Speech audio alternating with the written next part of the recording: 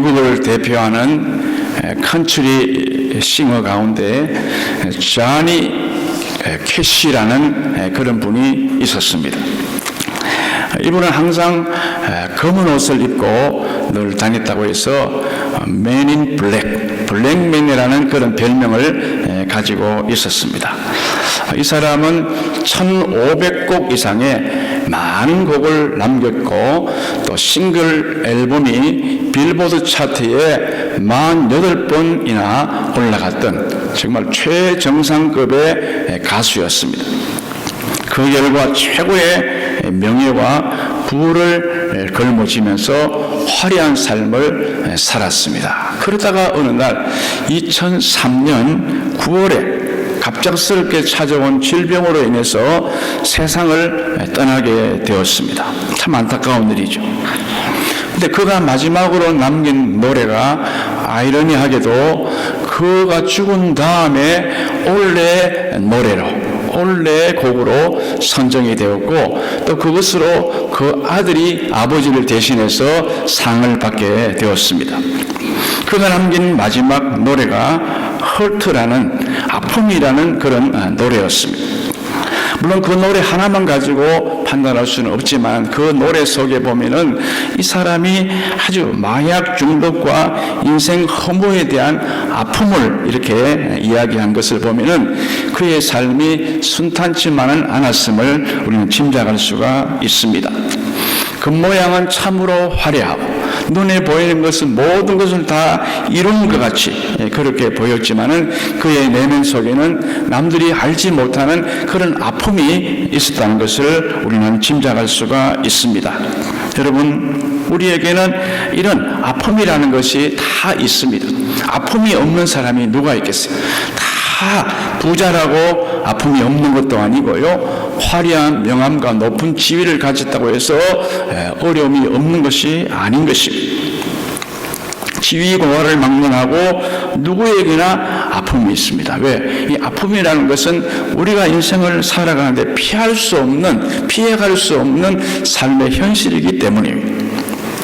그러나 중요한 것은요, 내게 아픔이 왔다고 해서 그 아픔을 아는 채 끙끙 앓으면서 살아가서는 안 된다는 것입니다. 왜? 이유는 그 아픔 때문에 나의 기쁨과 행복을 다 빼앗기기 때문인 것입니다. 그래서 아픔의 종류가 어떠한 것인지 불문하고 우리는 그 아픔을 맞닥뜨려야 되고 또 아픔을 통해서 결국은 그것을 이겨내야만 하는 것입니다. 그래야 우리의 삶이 불행이라는 사슬에 묶이지 않고 밝고 빛나게 살아가게 될 줄로 믿습니다. 팀 한셀이라는 이 산악인은 네바다 산맥을 등산을 하다가 추락을 했습니다. 그래서 35년 동안이나 정말 엄청난 고생을 하면서 힘든 그 시간을 보냈는데 이분이 한 유명한 말이 있습니다.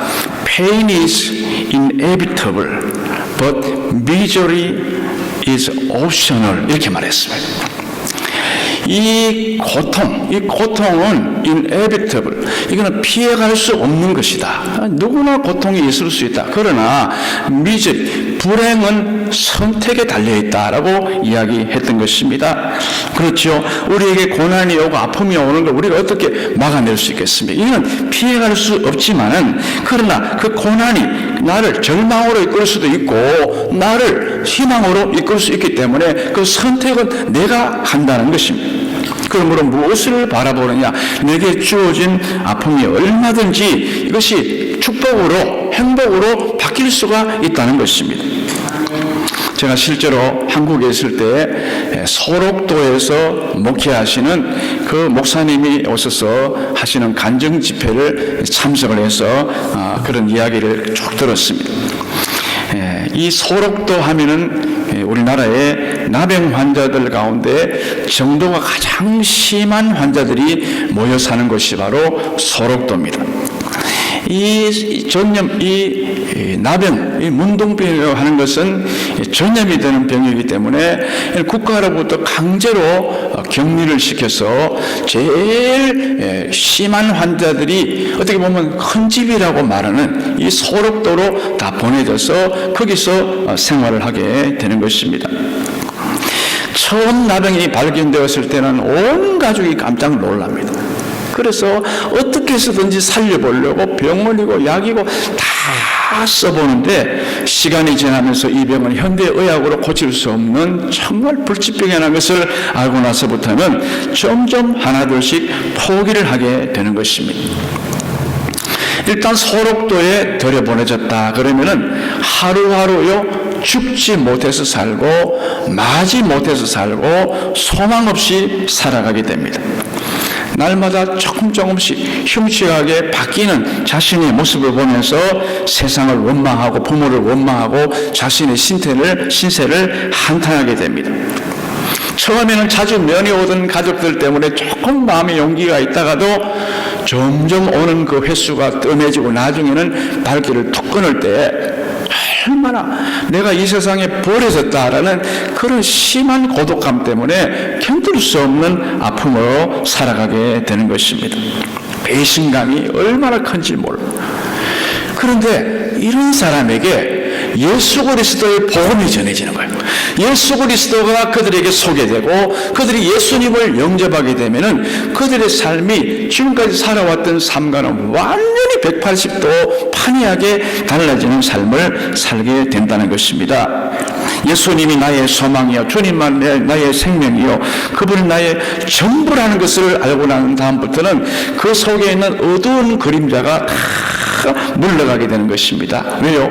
예수님은 나같이 못나고 부족하고 나같이 보잘것없는 자도 나를 위해서 십자가에 못 박혀 돌아가셨음을 알게 되고, 예수님은 이 사람을 외모로 보지 아니하시고 중심을 보시는 주님이시라는 것을 알고 그걸 주님 앞에 희망을 걸고 주님께 늘 감사하며 찬송하며 살아가게 된다는 것입니다.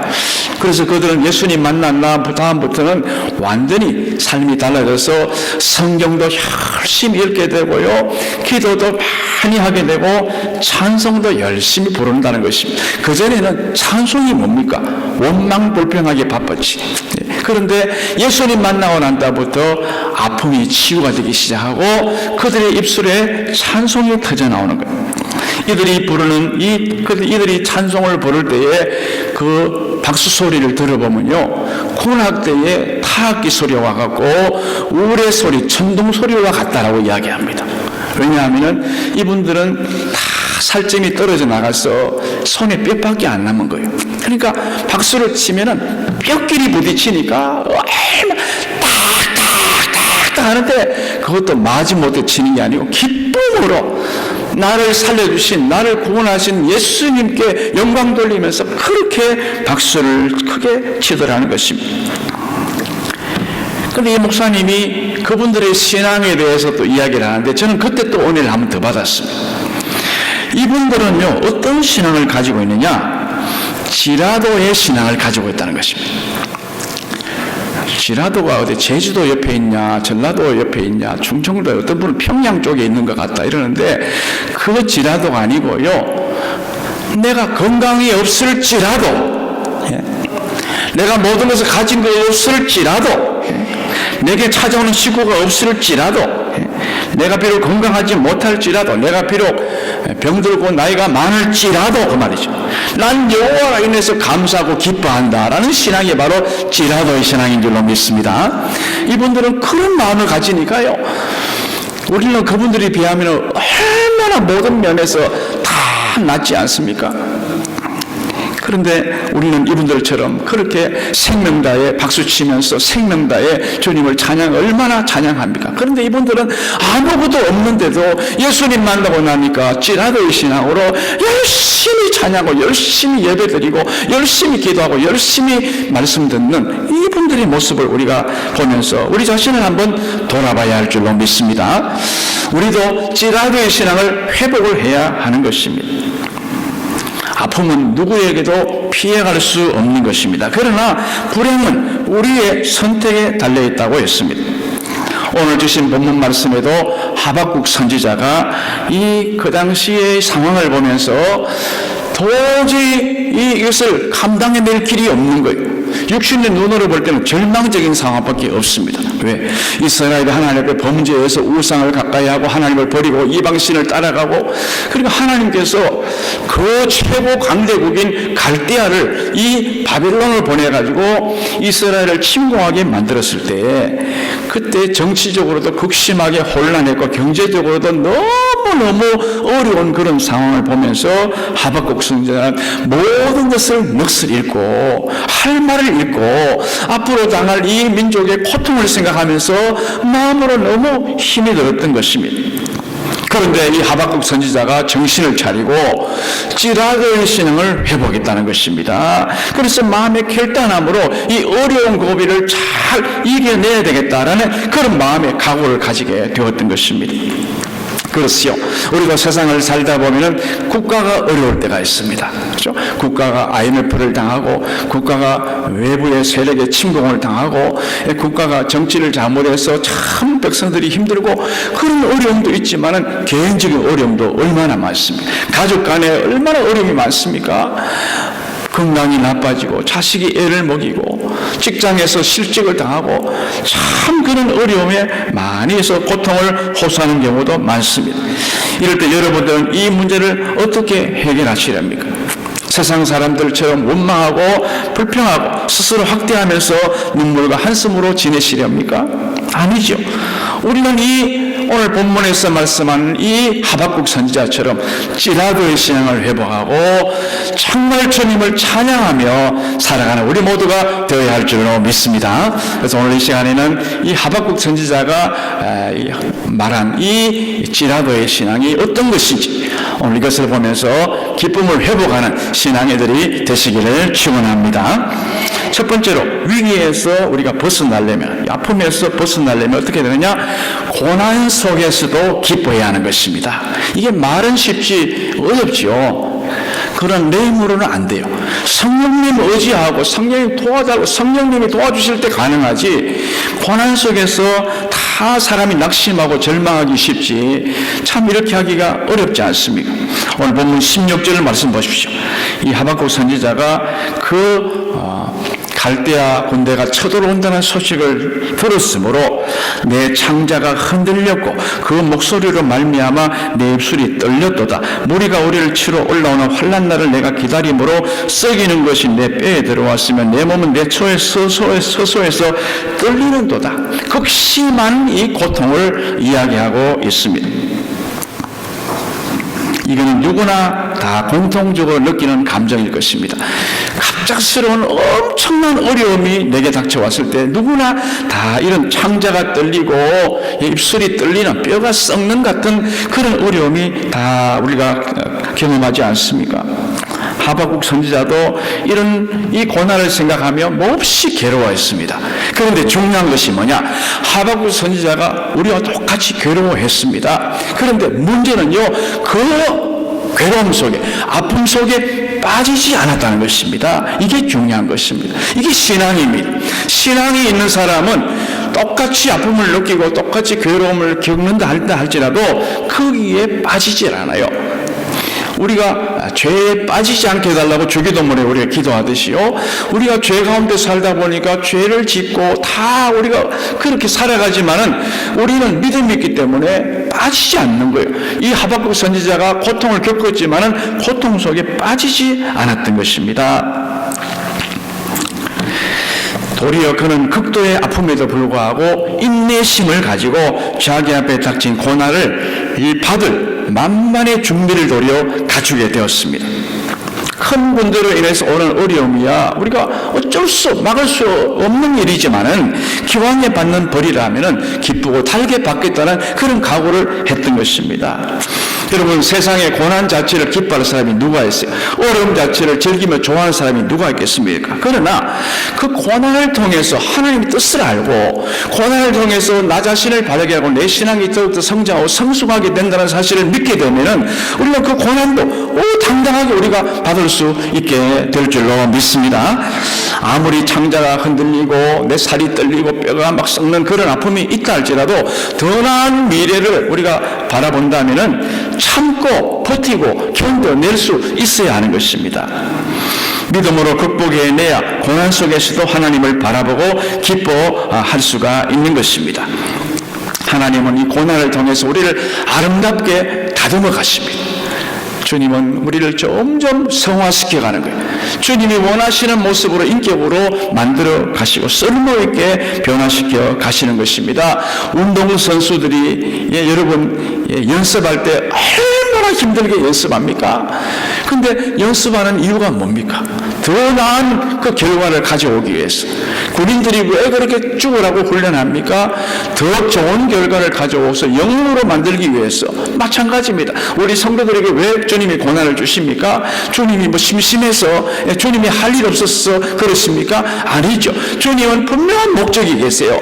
하나님 뜻대로 살지 않으니까 깨닫게 하시고 뉘우치게 하시고 겸손하게 하시려고 내 속에 믿음에 묻어있던 이 불순물들을 다 제거해서 내 믿음을 순금같이 정금같이 나오게 하시려고 고난을 주신다. 그렇게 생각하면 우리는 이것을 달게 받아야지, 이거를 거부하고 자꾸 불평하고 한탄하면 이것을 넘어설 수가 없게 된다는 그런 말씀인 것입니다. 우리가 기억해야 할 것이 무엇입니까? 울고 슬퍼하면 고난은 더 많아지고 더 커진다는 것입니다. 그러나 그럴 때 주님께 엎드려 기도하고 감사하면 그 문제가 점점 작아지고 줄어지고 나중에는 다 없어지게 되는 줄로 믿습니다. 바로 이것입니다. 기쁨으로 고난을 이기는 것입니다. 어두움은요, 빛이 오면 순식간에 물러가지 않습니까? 고난, 기쁨이 딱 내 마음에 들어오면 고난은 언제 있었나 그러고 바로 떠나가게 되는 것입니다. 좋은 예가 있지 않습니까? 사도 바울 보십시오. 사도 바울은 억울하게 감옥에 갇혀서 매도 맞고 엄청나게 박해를 받았지만은 그가 그 속에서 원망불평했습니까? 아니지 않습니까? 그는 그 속에서 하나님께 기도하고 찬송했다 그랬어요. 도리어 기뻐했다 그랬어요. 내가 이 안에 있는 사람들에게 복음을 전할 수 있는 놀라운 기회를 주셨다. 이렇게 생각하니까 하나님께 감사할 수밖에 없죠. 감사할 때는 어떻게 되었습니까? 그를 가두고 있는 옥터가 흔들리고 옥문이 열리고 손가발에 묶여있던 다 착고가 풀리는 그런 역사가 있었던 것처럼 우리가 마찬가지입니다. 어려움 중에서도 환난 중에서도 도리어 하나님을 영광 돌리고 찬송하고 그렇게 하면 나를 묶고 있는 모든 것들이 다 벗어지게 되고 다 풀려지게 되고 만사형통하게 되는 줄 믿으시기를 바랍니다. 찬양에는요 능력이 있습니다. 찬양을 부르면요 마귀가 물러가요. 사울의 귀신이 들렸잖아요. 사울에게 귀신이 들려가지고 이 사울이 이 신접한 사람을 찾아가서 자기 장대를 묶고 이랬습니다. 하나님께 물어야 될 사람이 이 귀신 들린 사람에게 가서 물었어요. 점쟁이 가서 물었어요. 그 신이 완전히 이 나쁜 이런 악신이 그에게 들어온 것이죠. 어떻게 되었습니까? 엉뚱하게 하는 거예요. 그러니까 신하들이 성령 충만한 사람을 불러서 찬양을 연주하게 합시다. 누가 좋으냐? 다윗이 좋게. 그래서 다윗이 불려간 거예요. 다윗이 가서 성령 충만한 찬양 부르니까요. 그 사울에게 접했던 악신이 물러가게 되고 그 마음이 상쾌하게 되었다라고 성경은 말씀하고 있지 않습니까? 찬송에는요 이런 옥문이 열리는 능력도 있고 마귀도 물러치는 그런 능력도 있고 아픔을 다 떠나가게 만드는 그 놀라운 능력이 있는 것입니다. 여러분 세상 사람들도 기쁘게 즐겁게 젊게 살려고 노래 교실을 가가지고 얼마나 목청을 높여서 노래하는지 아십니까? 제가 한국에 있을 때 이 경로대학을 해보면 경로대학에 처음 안 믿는 분들도 많이 오세요. 어르신들 오시면은 다 거기 강사들이 와서 뭐 그런 그 트로트도 가르쳐 주고 뭐 그래 해요. 저는 사무실에 있어 보면은 그 소리가 계속 들리는 거예요. 제가 듣기 싫어도 들리는 거예요. 야야야야 내 나이가 어때서 사랑하기 딱 좋은 나이인데.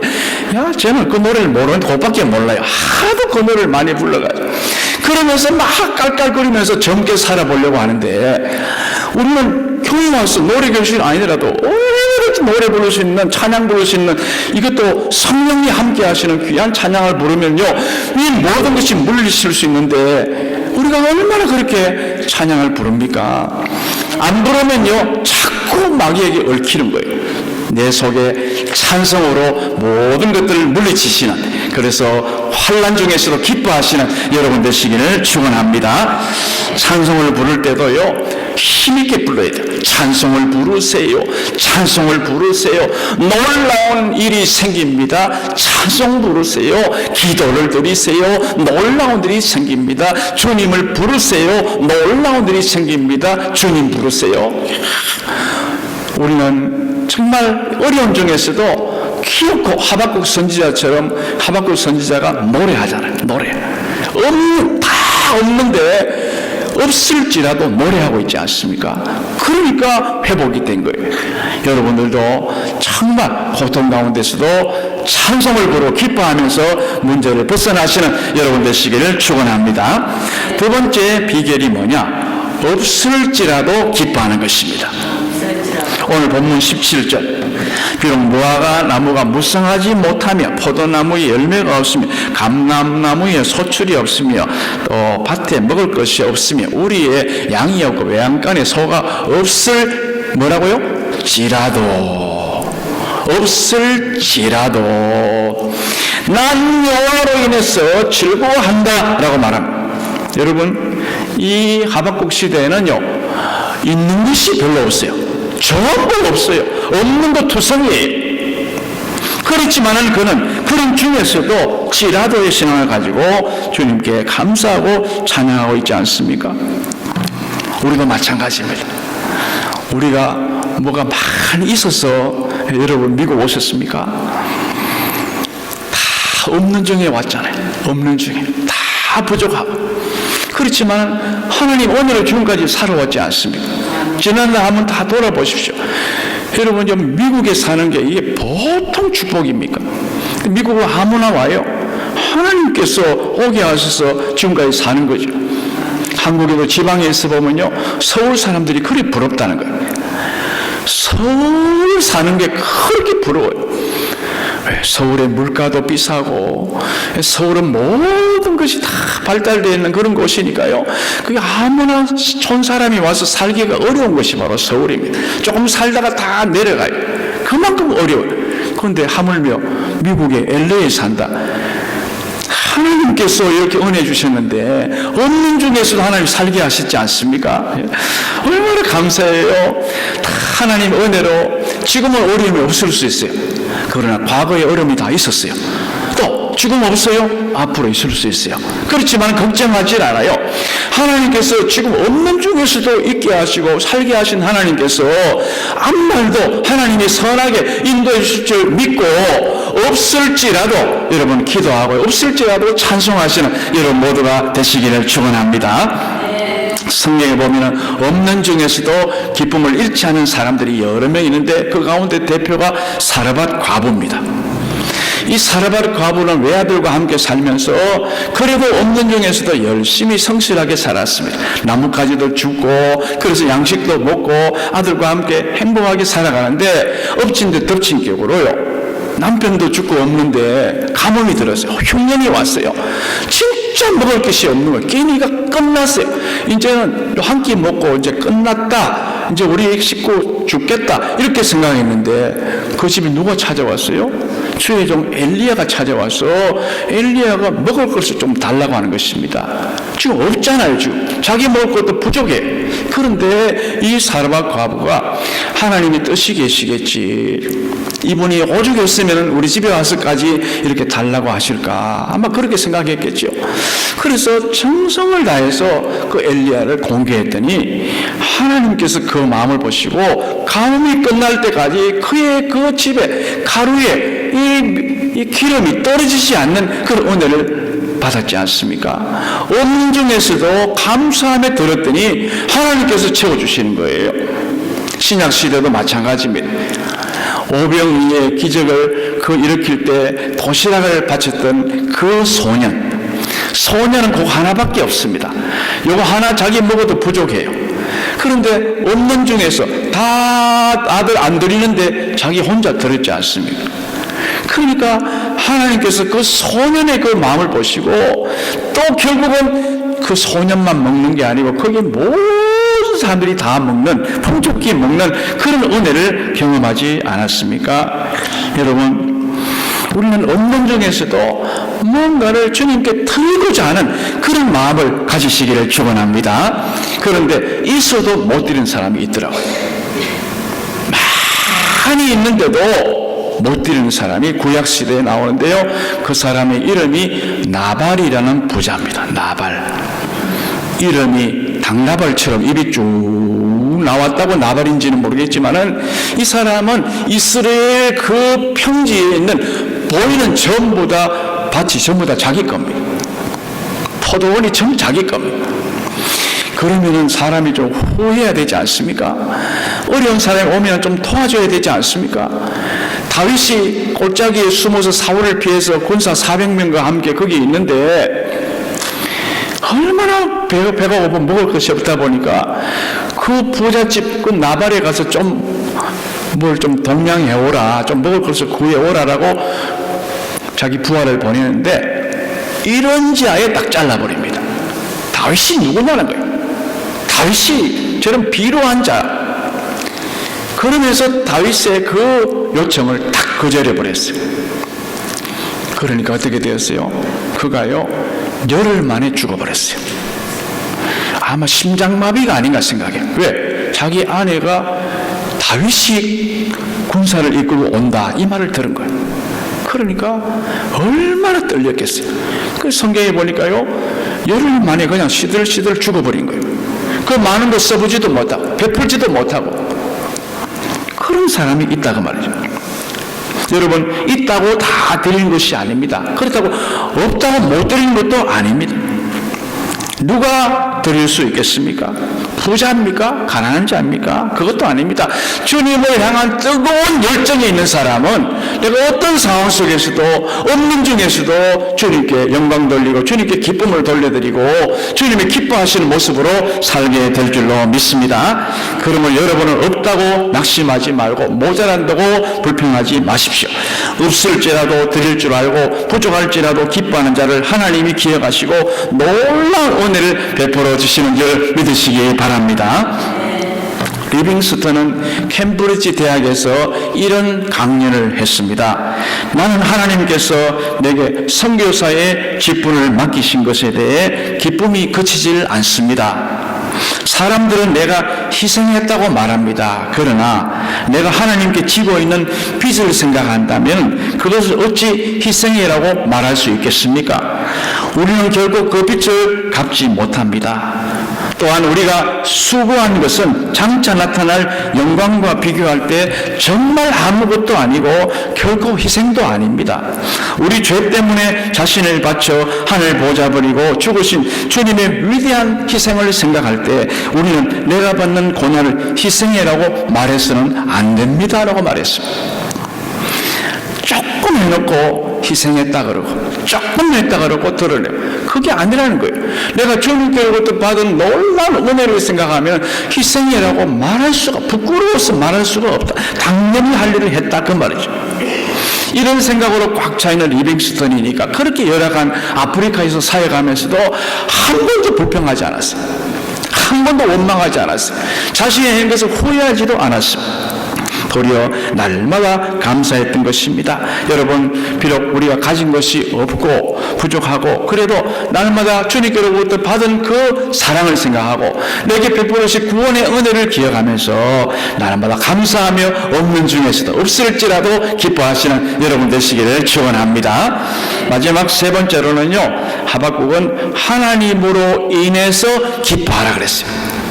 하나님 그 한 분만으로 우리가 기뻐해라. 그런 말씀입니다. 오늘 18절 보시면 나는 여호와로 말미암아 즐거워하며 나의 구원의 하나님으로 말미암아 기뻐하리로다 라고 말하고 있습니다. 이것이 바로 말씀 위에 기초한 기쁨의 신앙이 아니겠습니까? 다른 어떤 것보다도 최우선적으로 하나님 한 분 때문에 나는 기뻐할 수 있습니다. 그 말이죠. 하박국은 생존권이 위태로워진 그런 상황 속에서도 여전히 하나님을 향한 확고한 믿음이 있었기 때문에 그의 그 삶이 흔들리지를 않았던 것입니다. 물질이 있고 없고가 아닙니다. 건강이 있고 없고가 아닙니다. 자녀가 있고 없고가 아닙니다. 하나님이 계시니까 하나님으로 인해서 그는 기뻐할 수가 있었던 것입니다. 여러분, 세상에서 가장 불쌍한 사람이 누군지 아십니까? 다 있어도 하나님 없는 사람이 제일 불쌍한 사람입니다. 제일 행복한 사람이 누군지 아십니까? 다 없어도 하나님 있는 사람이 제일 행복한 사람인 줄로 믿습니다. 호주의 닉 부이치치라는 여러분 그 사람 아시잖아요? 닉 부이치치는 양팔이 하나도 없습니다. 다리도요, 한쪽도 없고 한쪽 다리는 짧습니다. 그런데도 그 닉 부이치치가 예수님 만나고 나서 예수님을 하고 난 다음부터 얼마나 행복하게 살아가는지 몰라요. 닉 부이치치가요, 그 용기를 잃고 있는 청소년들에게 가서 복음 전하면 전부 다 돌아오는 거예요. 왜?